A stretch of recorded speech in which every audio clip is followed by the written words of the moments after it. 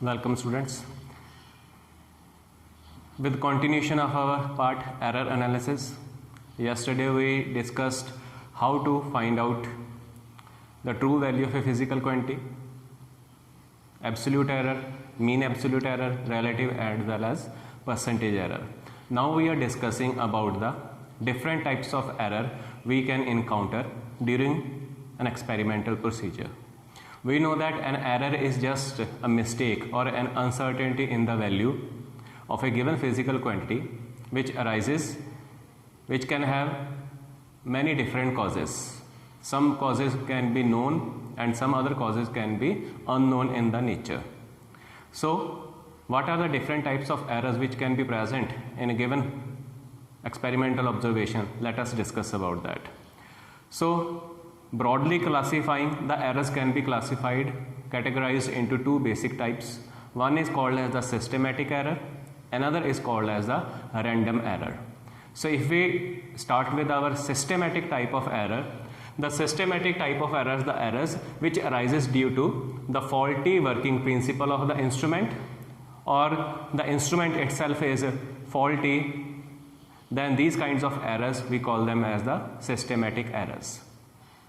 They are called as the systematic errors because they are arriving in the experimental observation due to wrong working principle or faulty working principle, or our instrument may also be worn out after use many times again and again. So the one important thing that is associated with the systematic error is that they are always affecting the result only in one direction. We know that our error can cause our observed experimental value to be less than the actual value, or it can also be more than the actual value.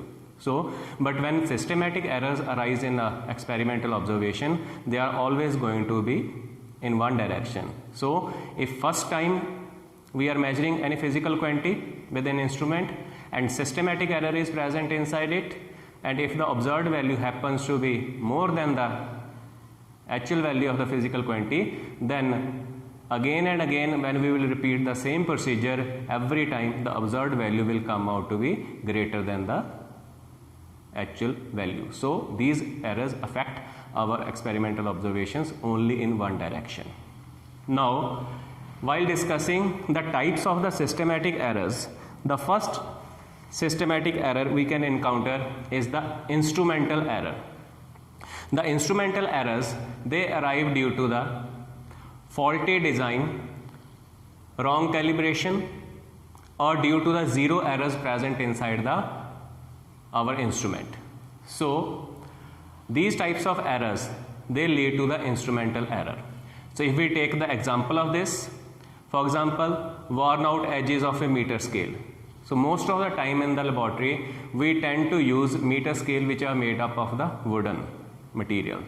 So after many years of use, after using many times, the edges of these scales start worning out, due to which some of the divisions present at the edges of the scale, they disappear, due to which our observation can include some kind of error. That is the instrumental error. Other type of error that instrumental error can bring is the zero error present inside a instrument. We know that when we are using vernier calipers or screw gauge, we first must check about the zero error present in these instruments. So if we take the example of vernier scale, if the zero division of the vernier scale does not coinciding with the zero division of the main scale, in that case a zero error will be present inside the instrument. And in this case, this zero error can be positive zero error or it can also be negative zero error.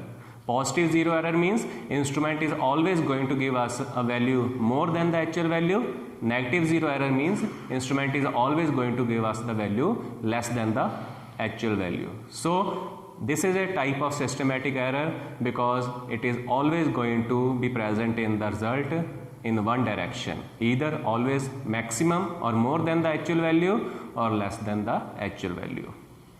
Second, imperfection in the experimental procedure. This is also a type of systematic error.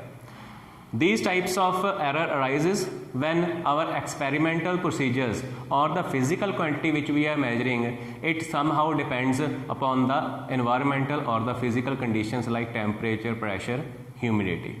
Simplest example is measurement of the speed of the sound.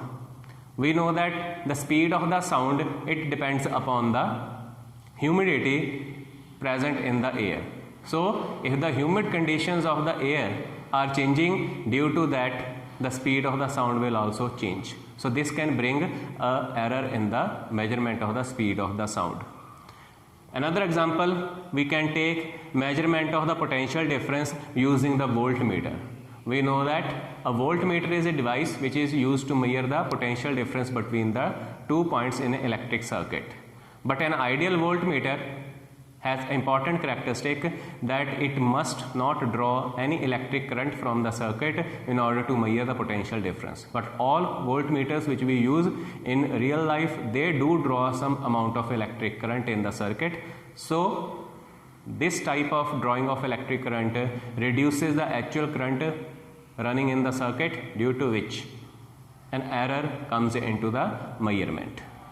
Another type of error that belongs to the systematic error is the personal error. Personal error is a subjective type of error. Subjective type of error means it depends upon the person who is performing the experiment. So it varies from the person to person. So the cause of these types of errors, that person is not following all the precautions required for performing the experiment. Person have the wrong habit of using the instruments. So these kinds of errors, they come into the category of personal errors. So instrumental error, imperfection in experimental procedure, and the personal error or personal habits of the person performing the experiment, they belong to the category of systematic errors. But one important point about the systematic error is that because we know the cause of the systematic error, so we can also do the solution. Because problem is known to us, we know what are the reasons behind the existence of the systematic errors, so we can take necessary steps in order to reduce or minimize these kinds of errors. So systematic errors belongs to the category whose cause are known and they can be minimized also. Next, we are discussing about second type of the error that we call as the random error. As the name suggests, random error is an error which arises during the time of experimentation due to unknown reasons. These are the errors which we cannot predict, and there can be many causes for it. But the most important thing, we do not know anything about the cause, because the cause or the problem for occurrence of these kinds of errors or mistake in the observation is not known to us. That means we cannot also reduce or minimize or completely remove these kinds of errors. So these errors arises due to irregular or sudden changes during the experimentation which cannot be predicted. These errors affect our observations irregularly in sign as well as in the size. So when we are talking about the systematic errors, they always affect our observation in the same fashion, and also approximately they have the same value. So amount of error in case of systematic error, if it is repeating itself, it will almost be the same every time it is occurring, and the sign, it will always be same. So if it is a positive error, it will always be remaining the positive error in all of the observations. But in case these errors are the random errors, they vary in large amount, not only in their size, in their values, but they can also shift from positive error to the negative error and vice versa.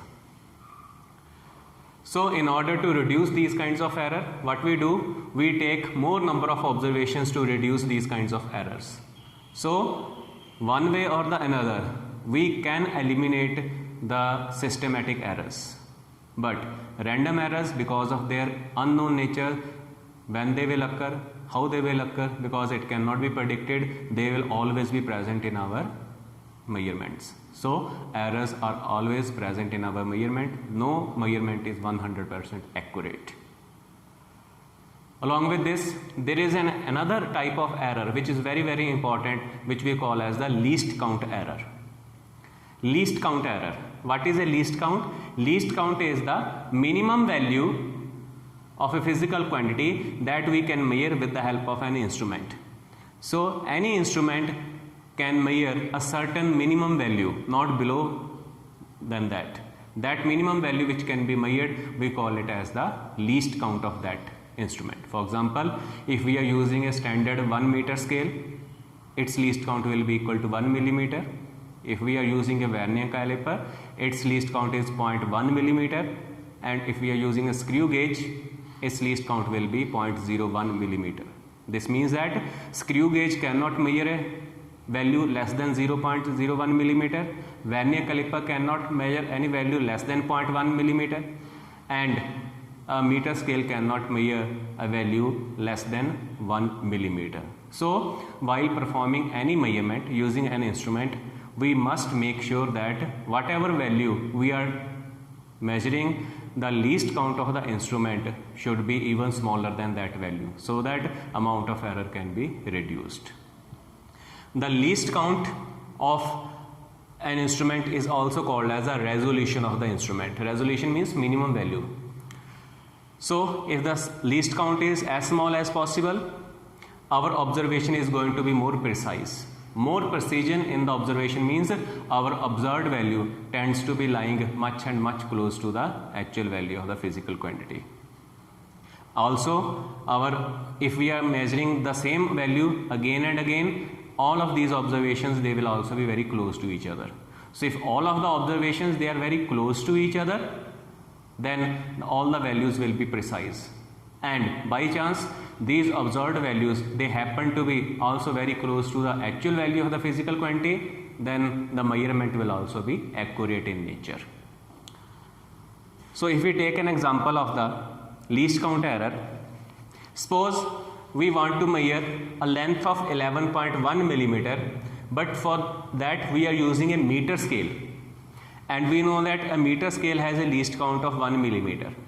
So least count of scale is 1 mm, means it cannot measure a value less than 1 millimeter. But the line length which we are trying to measure, it is 11.1 millimeter. So here you can see, if from this point to this point, I have drawn 10 divisions as a separation of 1 millimeter, not to scale. So our 11.1 millimeter distance comes up to this yellow line which I have drawn vertically up to this point. So if you place a scale parallel to this line, then its 10 divisions, they are going to cover a total distance of 10 mm of the line also. Its 11th division will also be able to cover 11 millimeter distance of the line whose length we are trying to measure. But after that, because the instrument does not have a resolution less than 1 mm, this means that this much small value that corresponds to 0.1 mm, it cannot be measured using this scale. So when we try to measure this value of length 11.1 mm using a scale with least count 1 millimeter, then there is an error in the measurement of the length by 0.1 mm. So these types of errors which arises due to the least count limitations of the instrument being used, we call them as the least count errors. So in order to minimize or reduce these kinds of least count errors, we must select an instrument which should have smaller value of the least count. Thank you.